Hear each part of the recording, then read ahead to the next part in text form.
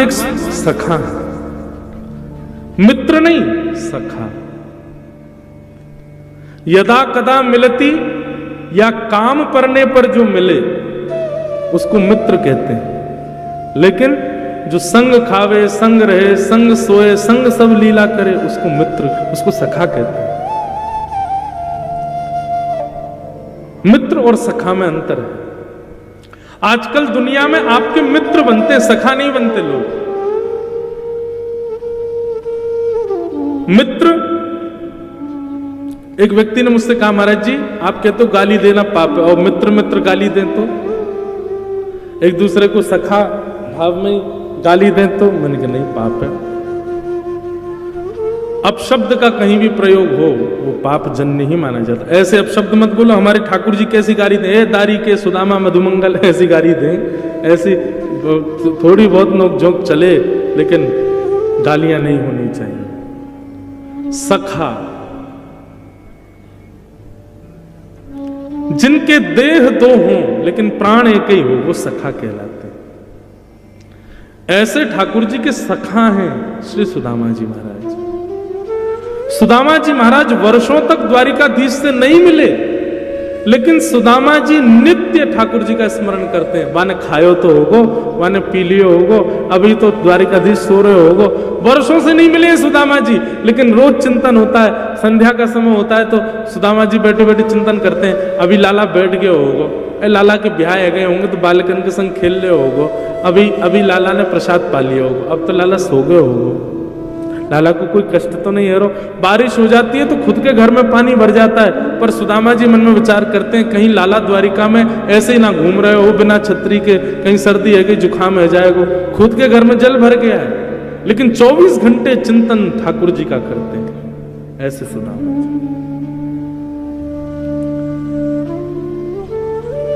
ऐसा नहीं है बंधुओं कि ये प्रेम हम लोगों के अंदर नहीं है, पर हमारा प्रेम अपने ही संसार के लोगों से होता है, उन लोगों से जो मिथ्या हैं, जो प्रेम करना जानते नहीं। क्या मां नहीं करती अपने पुत्र से? हर कोई बालक बाहर पढ़ता है या बाहर चला जाता है तो मां उसको हर 2 घंटे में फोन करेगी, पूछेगी तुमने पाया, तुम अभी देखो सर्दी चल रही है, टोपा पहना, ऐसे किया। ये सब एक संसार जन्य प्रेम हम लोग करते हैं, परंतु सुदामा जी का ये प्रेम ठाकुर जी के प्रति है। सुदामा जी मिलने नहीं जाते हैं द्वारिकाधीश से, पर दूर बैठे बैठे चिंतन उन्हीं का ही करते रहते हैं। वर्षा हो जाए तो ये सोचते हैं लाला ने पतोना छतरी लगाई होगी कि नहीं, सर्दी हो जाए लाला पतोना कंबल ओढ़ो होगो कि नहीं। ऐसी भक्ति श्री सुदामा जी की, ऐसे सखा हैं श्री सुदामा जी।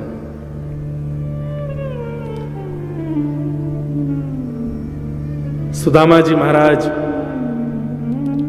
बड़े दीन हैं, घर में धन नहीं है, इतने छिद्र हो गए छत पर कि वर्षा होती है तो कमर कमर तक जल भर जाता है घर में। भोजन करने के लिए अन्न नहीं है, सामग्री नहीं है घर में, लेकिन फिर भी कभी द्वारिकाधीश से मिलने के लिए इसलिए नहीं जाते कि मेरी दरिद्रता देख करके, मेरी दीनहीनता देख करके, मेरी श्रीहीनता देख करके द्वारिकाधीश को ना लगे कुछ मांगने आया, इसको कुछ दे दो, इसलिए नहीं जाते कभी। व्यक्ति का स्वभाव होता है, बड़े लोगों से जैसे उसके संबंध बन जाते हैं ना, सब जगह प्रचार करता है कि ये मेरे संबंधी हैं। राजनेता या कोई विशिष्ट व्यक्ति के संग फोटो खिंचवाने की होड़ लगी रहती है, क्यों? अपने घर में लगाएंगे ताकि सबको दिखे कि अरे ये तो इसके सगे हैं। पर सुदामा जी कभी अपनी पत्नी को भी नहीं बताते कि द्वारिकाधीश मेरे मित्र हैं, मेरे सखा। प्रेम को बंधुओं जितना गोपनीय रखोगे प्रेम उतना बढ़ेगा, और धन को जितना गोपनीय रखोगे उतना घटेगा। इसलिए धन को प्रवाहित करो और प्रेम को जितना हो सके छुपाओ। और सबसे बड़ी बात है, संसार के प्रेम को प्रकट करो, कोई आपत्ति नहीं, लेकिन आपका जो ठाकुर जी से प्रीति प्रेम है उसको छुपाओ, उसको प्रकट मत करो। सुदामा जी अप्रकट भक्ति के आचार्य, कभी नहीं बताते। एक दिन भगवान ने अनुग्रह किया और एक नन्हे से एक दीनहीन से ब्राह्मण के रूप में सुदामा जी के घर पहुंच गए। और सुदामा जी की पत्नी सुशीला ने जैसे देखा ब्राह्मण आए हैं द्वार पर, तो सुशीला बोली, भगवान हमारे घर में देने को कुछ नहीं है, आप कहीं और चले जाओ। भगवान बोले, क्यों? हमको आपसे भिक्षा चाहिए, ब्राह्मण बन के आए ठाकुर जी। तो सुदामा जी की पत्नी ने एक ऐसा उत्तर दिया, वो क्या कहती है? वो कहती है कि मेरे घर में सोवर है, मैंने एक संतान को जन्म दिया है, अभी हमारा घर पवित्र नहीं है, आप अभी हमारे यहाँ की सामग्री नहीं ले पाओगे। ठाकुर जी बोले, इनके तो कोई संतान अभी हुई नहीं, ये ऐसे क्यों बोल रही हैं? ब्राह्मण बन के आए तो भगवान बोले, अच्छा तो 3-4 दिन बाद सोवर उठ जाएगा तब आ जाऊं? सुदामा जी की पत्नी बोली, नहीं, हमने दरिद्र पुत्र को जन्म दिया है, उसका सोवर जीवन पर्यंत रहेगा। दरिद्र पुत्र को जन्म दिया है मैंने, मतलब कह रही है कि पुत्र को जन्म, वो कहना ऐसा चाहती है कि हमारे घर में दरिद्रता है, श्रीहीनता है, देने के लिए कुछ नहीं और ये जीवन पर्यंत रहेगा, इसलिए आप कभी मत आना मांगो। तब भगवान जो ब्राह्मण के रूप में गए थे उन्होंने कहा, अरे सुशीला तुम बड़ी भोली हो, तुमको नहीं पता, द्वारिकाधीश को जानती हो? सुशीला बोली, उनको कौन नहीं जानता, पूरे विश्व के राजा भगवान है साक्षात। बोले, वो तुम्हारे सुदामा जी के घनिष्ठ मित्र हैं, घनिष्ठ सखा हैं, इतने घनिष्ठ सखा हैं और तुमको विश्वास नहीं होता तो अपने पति के सामने जाकर के केवल द्वारिकाधीश का नाम ले देना, देख लेना उनके चेहरे का हाव भाव ही बता देगा, उन्होंने तुमसे छुपाया है आज तक। द्वारिकाधीश उनके सखा हैं, कभी अपने पति को भेजो द्वारिकाधीश के पास, द्वारिकाधीश कृपा करेंगे, पूरे विश्व पर कृपा करते, तुम्हारे घर पर नहीं करेंगे। ये योजना भगवान ने बनाई थी, सुशीला के मन में कोई बात थोड़ी थी, भगवान ही ब्राह्मण के रूप में आए और आकर के सुशीला को ये बात बता के गए। सुशीला बोली, अच्छा। ब्राह्मण तो चले गए, सुशीला अंदर बैठी थी, सुदामा जी महाराज नाम जप कर रहे थे। सुशीला ने कहा, सुनिए पतिदेव, एक जरूरी बात करनी। सुदामा जी इशारा करने लगे, भी नाम जप चल रहा, थोड़ी देर रुक जा। बोले, आप थोड़ी देर बाद नाम जप कर लेना, मेरी बात सुन लीजिए। सुदामा जी नाम जप करने लगे। अचानक सुशीला ने कहा, मुझे आपके और द्वारिकाधीश के सख्य के बारे में पता चल गया। ये बात कहते ही सुदामा जी के हाथ से माला अपने आप छूट गई, नेत्रों से आंसू गिर गए। ब्राह्मण ने कहा था कि सुदामा जी का मुख ही बता देगा कि उन्होंने ये बात छुपाई है आपसे। सुशीला ने जब नेत्रों में अश्रु देखे और सुदामा जी की स्थिति देखी, वो समझ गई कि ब्राह्मण सत्य कह के गए। भगवान आप क्यों ऐसा कर रहे हैं? द्वारिकाधीश आपके सखा हैं, वो पूरे विश्व का भरण पोषण करते हैं, आपने कभी मुझे नहीं बताया, कभी उनके पास नहीं गए, आज तक मुझे लेकर के नहीं गए, क्यों? आपको अच्छा लगता है बच्चे भूखे सोते हैं, हमारे घर में 4-4 दिन तक भोजन नहीं बनता। सब पर कृपा करने वाले द्वारिकाधीश आपके सखा हैं, आप इस बात को छुपाए बैठे। सुदामा जी महाराज बोले, देवी बस इसी भय से मैं कभी नहीं बताता था, क्योंकि अगर मैंने कभी बताया तो तुम यही सब बोलोगी कि उनके पास चलो, उनसे मांग के आएंगे, वो थोड़ी कृपा करेंगे, हमारा घर संवर जाएगा, बच्चों को भोजन मिल जाएगा, घर में सामग्री आ जाएगी। ये सख्यता का उपहार मांगने जाऊं मैं कृष्ण से कि मेरे घर की सारे आर्तों को दूर कर दो? मैं काय बात कर सका फिर? मैं इसी भय से तुमको नहीं बताता था, क्योंकि तुम मांगने को ही कहोगी। और मेरा सख्य ऐसा नहीं कि मैं कृष्ण को ये कहने जाऊं कि मेरे घर में ये भरण पोषण कर दो या ये कर दो, और मैं कुछ ना भी कहूंगा, वो अंतर्यामी है, देख करके समझ जाएगा, फिर दे देगा, तो मुझे ऐसा लगेगा कि मैंने अपनी सख्यता को निभाया नहीं। कष्ट पड़ने पर, विपत्ति पड़ने पर मैंने उनको याद किया।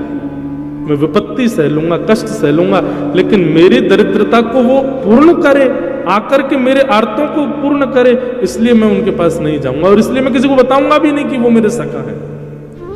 मुझे इतनी कामना नहीं है उनसे। संसार में बंधुओं, कोई भी ऐसा व्यक्ति है जो आप श्रेष्ठ हो गए हो और आपसे बिना किसी कारण से जुड़ा हो? नहीं। सबका कारण है।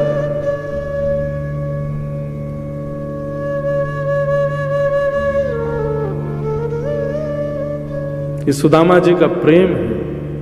वो जीवन पर्यंत भूख में निकाल देंगे, जीवन पर्यंत टूटे हुए घर में रह लेंगे, लेकिन कृष्ण के पास इसलिए नहीं जाना चाहते कि मेरे आर्तों को वो पूर्ण करे। ये मेरे सख्य का भाव नहीं है।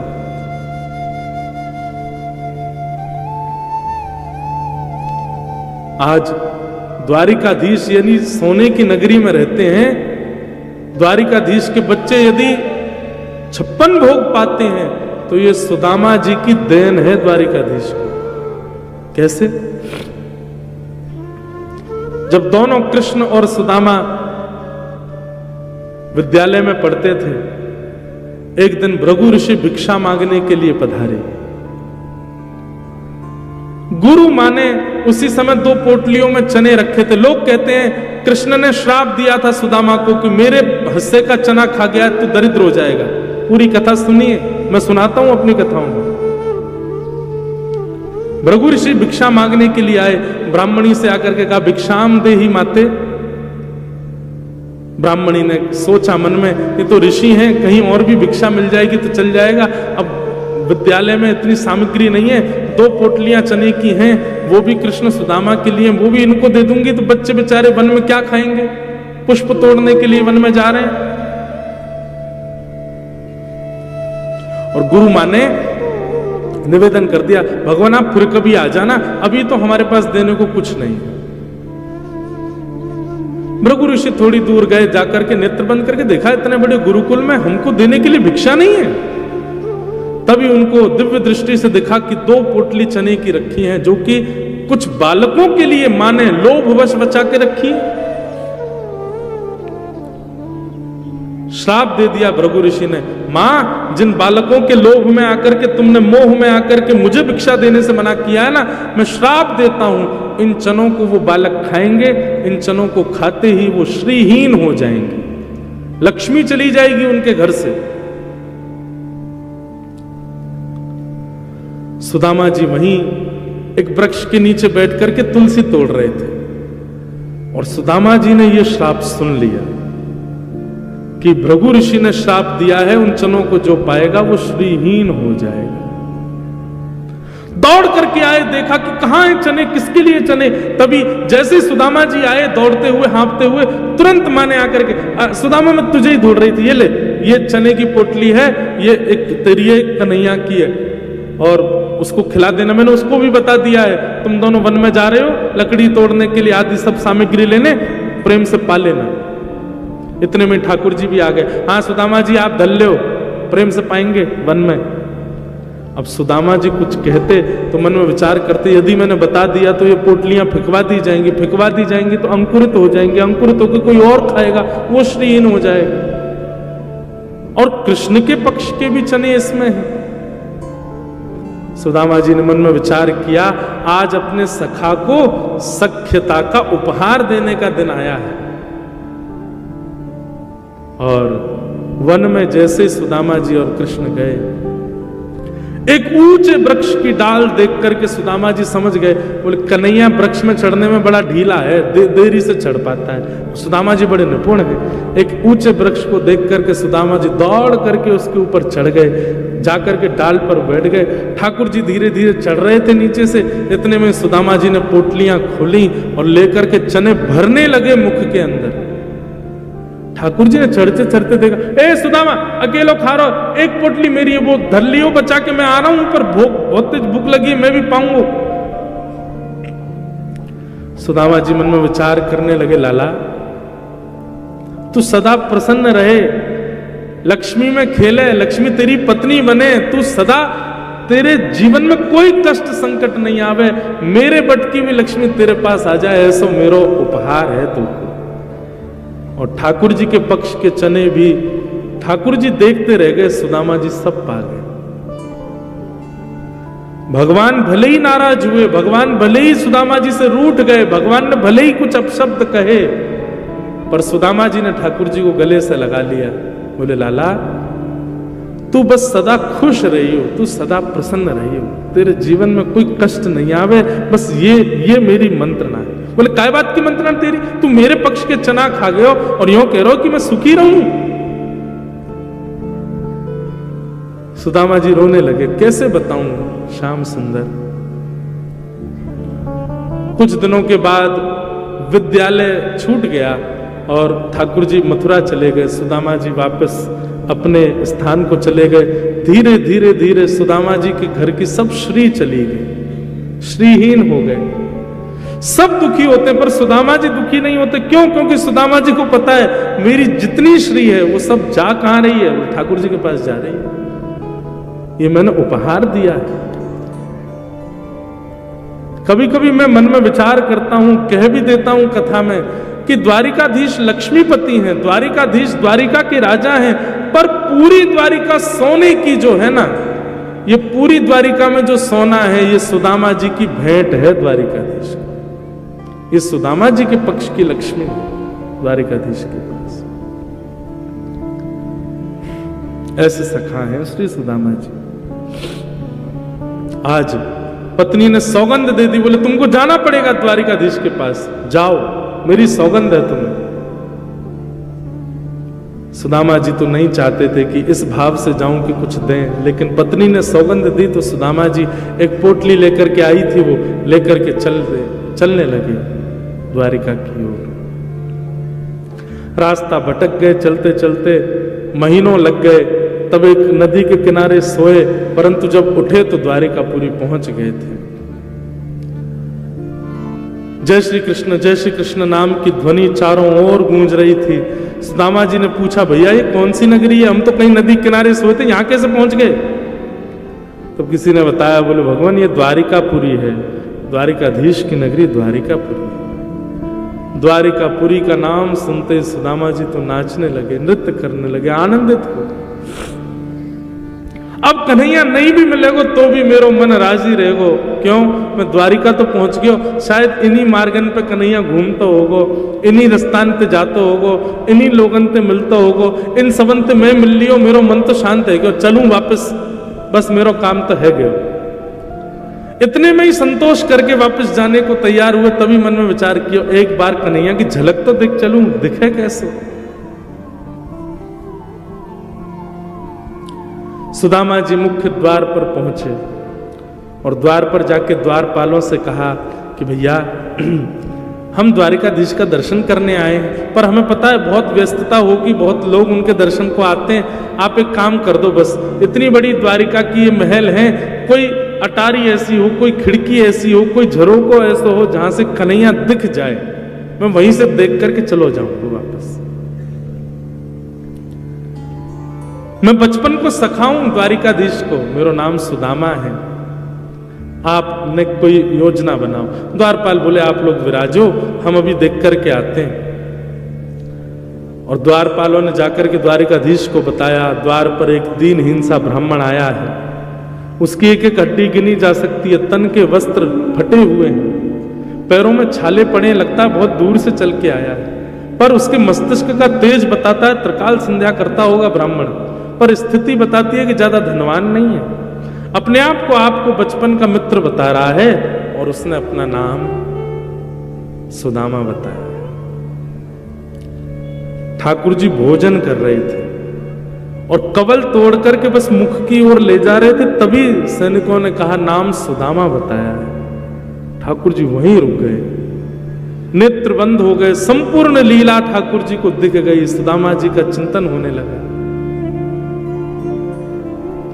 भगवान बोले सुदामा जी आए? बोले जी। मेरे बचपन के सखा सुदामा आए हैं? बोले हाँ महाराज। जो मेरे साथ विद्यालय में पढ़ते थे वही सुदामा जी। अब वहां खड़े लोगों को क्या पता कि सुदामा जी के साथ क्या लीला, ठाकुर जी सब लीला, वही जो मेरे साथ वन में जाया करते थे, गुरुदेव से पढ़ा करते थे, वो सुदामा जी आए हैं। सैनिक जन हाथ जोड़ करके खड़े, क्या बोले, अब उन्हें तो नहीं पता ये सब।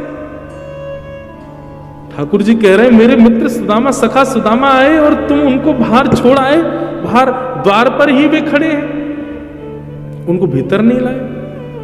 भगवान आप प्रसाद पा रहे थे इसलिए हमने कहा आप थोड़ी देर बैठो। ठाकुर जी ने थाली दूर की, वहीं सिंहासन से ही कूदे ठाकुर जी, मुकुट गिर गया, ठाकुर जी की मालाएं टूट टूट करके गिर रही हैं, ठाकुर जी की कौंधनी टूट करके गिर रही है, बाजूबंद हाथ के कड़े सब निकलते जा रहे हैं और ठाकुर जी दौड़ रहे हैं मुख्य द्वार की ओर। सेनापति, महामंत्री, 16,100 राजकुमारियां, बड़े बड़े राजा सब ठाकुर जी के पीछे दौड़ रहे हैं। भगवान एक बेड़ी, दूसरी बेड़ी, तीसरी बेड़ी पार करते हुए मुख्य द्वार पर जा रहे हैं, नेत्रों से विरल अश्रुधार गिर रही है। मेरे सखा सुदामा आए हैं। द्वारिका में हाहाकार मच गया, ऐसा कौन आया है जिसके लिए द्वारिकाधीश भोजन छोड़ के भागे। द्वार पर देखा, दीनहीन से पतले दुबले, जगह जगह से वस्त्र फटे हैं, सुदामा जी खड़े, पैरों से रक्त निकल रहा है, छाले पड़ गए पैरों में, होठ सूख गए, जल भी नहीं पिया है 4 दिन से। ठाकुर जी ने जैसे ही देखा सुदामा को, भगवान तो मानो जैसे टूट गए, दौड़ करके गए और जाकर के सुदामा जी को अपने अंक में भर लिया। एक क्षण के लिए तो मानो ऐसा लगा सुदामा जी भगवान के चिन्मय रूप में ही विलीन हो गए हों, अपने अंक में भर लिया। सुदामा जी ने ठाकुर जी को गले से लगा लिया। सुदामा जी को नेत्र खोल के थोड़ी शर्म आ रही है, चारों तरफ बड़े बड़े राजघराने के लोग देख रहे हैं, सुदामा जी की दीनहीन सी अवस्था है, तन भी ऐसा विचित्र है, चलते चलते बहुत पसीना आया है, उसकी गंध भी आ रही है, और ठाकुर जी का ऐसा चिन्मय रूप, मधुर सुगंधी चंदन की, और ऐसे लिपट गए ठाकुर जी, बिल्कुल संकोच नहीं कर रहे हैं।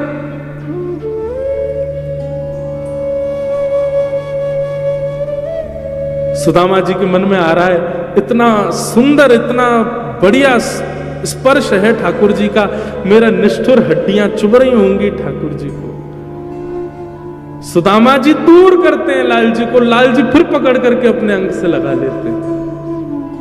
सुदामा जी बार बार ठाकुर जी के हाथों को दूर करते हैं और ठाकुर जी फिर पकड़ करके अपने अंक में ले लेते हैं। इस दृश्य को देख करके पूरी द्वारिका भाव विभोर हो गई, सबके नेत्र सजल हो गए। सुदामा जी के सुंदर उस रूप को देख करके ठाकुर जी ने अपने मानो नेत्रों के आंसुओं से ही सुदामा जी का जलाभिषेक कर दिया हो, इतने रोए ठाकुर जी। हाथ पकड़ करके सुदामा जी को अपनी द्वारिका नगरी में भीतर अपने सिंहासन की ओर लेके जा रहे हैं। रास्ते में सुंदर नगाड़े बजाने वाले अंदर खड़े हैं, पुष्पादि वर्षा करने वाले सब स्तब्ध खड़े। ठाकुर जी उनको डांट के तुम चुप क्यों, पुष्प वर्षण करो, नगाड़े बजाओ, सुंदर मंगल वाद्य बजाओ, आज हमारी द्वारिका को पवित्र करने के लिए सुदामा जी पधारे। सुदामा जी आए, भाई स्वागत करो। स्वयं ठाकुर जी मार्ग दिखाते हुए सुदामा जी को लेकर के आए। सुदामा जी ने भीतर आकर के स्वधर्मा सभा को जब देखा,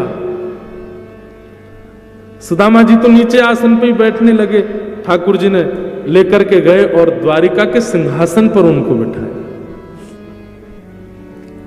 सुदामा जी बोले, लाला मैं इतना योग्य नहीं हूं, ये सबको अधिकारी नहीं हूं भैया, ये सब सम्मान मेरे लिए नहीं है, ये सब काय को कर रहे हो। ठाकुर जी बोले, कौन किसके योग्य है मैं बहुत अच्छे से जानता हूं सुदामा जी, मुझे बताइए मत, बैठो। लक्ष्मी रुक्मणी जी को आज्ञा की, जाइए पात्र लेकर के आओ, जल लेके आओ, चरण धोने। सुदामा जी बोले, लाला तेरे हाथ जोड़ू, चरण मत धो। बोले नहीं नहीं, चुपचाप बैठे रहो, और ज्यादा बोलोगे तो मुंह पे अभी पट्टा बांध दूंगा आपके, चुपचाप बैठे रहो, जो कर रहा हूं करने दो, बहुत दिन बाद हाथ पड़े हो मेरे। और सुदामा जी के चरणों को जैसे ही ठाकुर जी ने उठाया पात्र में रखने के लिए, भगवान ने चरण देखे, पूरे चरण छिले हुए, कांटे लगे हुए, घाव हो गए चरणों में। इतने भाव विभोर हो गए ठाकुर जी चरण देख करके, आंखों के अश्रुओं को रोक नहीं पाए, और वही अश्रु बिंद सुदामा जी के चरणों में गिरने लगे। जैसे जैसे ठाकुर जी के बिंदु गिरे, वहां वहां से सुदामा जी के सुंदर घाव ठीक होते जाएं। देख सुदामा की दीन दशा, करुणा करके करुणा निधि रोए, पानी परात को हाथ छुयो नहीं, नैनन के जल सो पग धोए।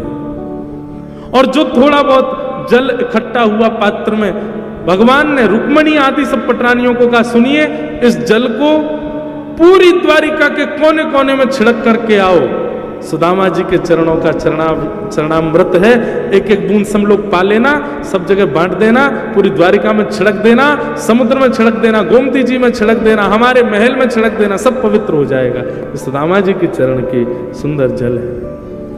सुदामा जी देख करके कह रहे लाला जी सब कहा कर रहे हो भैया, मैं इतना योग्य नहीं हूं। भगवान नीचे बैठे, सुदामा जी ऊपर बैठे और ठाकुर जी बात कर रहे हैं अपने सखा से।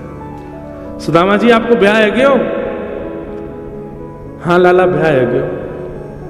और हमारे भतीजे? बोले हाँ 2 बालक हैं।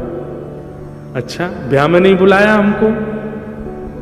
लाला कर्जा लेके ब्याह कियो और ब्याह में भी इतनी सामग्री बनी कि सब खा गए दुल्हा दुल्हन, फिर भी 3 दिन भूखे ही रहे, हमारे पास भोजन नहीं बचो। और वहां को कर्जा भी आज तक नहीं चुका पाए, ब्याह को भी कर्जा चल रहा है। ऐसे ब्याह में लाला तो को बुलाते, तेरे साथ कितने हाथी, कितने घोड़ा, कितने सैनिक, कितने लोग आते, कहां भोजन कराते? या हमारे मैंने नहीं बुलाया। मेरी छोड़ लाला, तेने ब्याह कियो? भगवान बोले हाँ हमने कर लिया ब्याह। अब कैसे बताएं, एक थोड़ी किया है। अच्छा भाभी कहां है? भगवान बोले भाभी भी यही है। बोले मिला तो सही, कौन सी भाभी? अब वहां तो जिसको देखें वो परम सुंदरी। भगवान बोले मिलोगे भाभी से? बोले हाँ मिलवाओ। ठाकुर जी ने इशारा किया आओ। मैं रुक्मणी प्रणाम, देवी चर सौभाग्यवती रहो।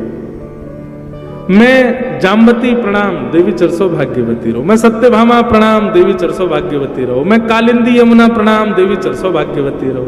मैं भद्रा प्रणाम, मैं लक्ष्मणा प्रणाम, मैं मित्रविंदा प्रणाम। 500 पत्नियां भगवान की प्रणाम कर गई सुदामा जी। सुदामा जी बोले लाला कोई तकिया दे दे, हाथ थक गो मेरो ने, यहाँ नीचे धर दे मेरो हाथ, तो लगे न का देर में गिर जाएगा का। ठाकुर जी ने मसनत असनत लगा दी हाथ के नीचे, यूं ही आशीर्वाद देते रहो। 200-250 और प्रणाम कर गई। भगवान खड़े खड़े देख रहे। सुदामा जी धीरे से भगवान को देख, भगवान बोले क्या हुआ, कितनी और हैं अभी? बोले 16,108। ये सब अपनी है लाला? भगवान बोले तो और क्या, पड़ोस की सब अपनी है। बोले वाह भैया लाला तेरे को प्रणाम करूं, इतने सारे ब्याह किए थे ना। अरे एक आदमी हमें बुला ले तो भोजन पे आ जाते हम। लाला मैं तो थक गो, अभी कितनी है गई? बोले अभी 600 हुई हैं, अभी तो 16,108, 1000 भी नहीं हुई है। लाला एक काम करेगा? बोले बता। पत्नी तेरी 16,108 है, लेकिन पति तो तू ही है ना? बोले हाँ। एक काम कर, तू मुझको प्रणाम कर, मैं तो को आशीर्वाद दे दूं, सबको एक साथ आशीर्वाद दे जाए।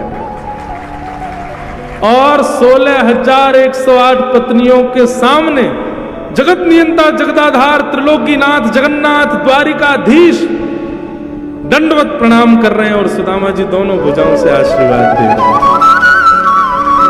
सबके नेत्र सजल हो गए ये दृश्य देख करके। सुदामा जी ने हृदय से लगा लिया ठाकुर जी को।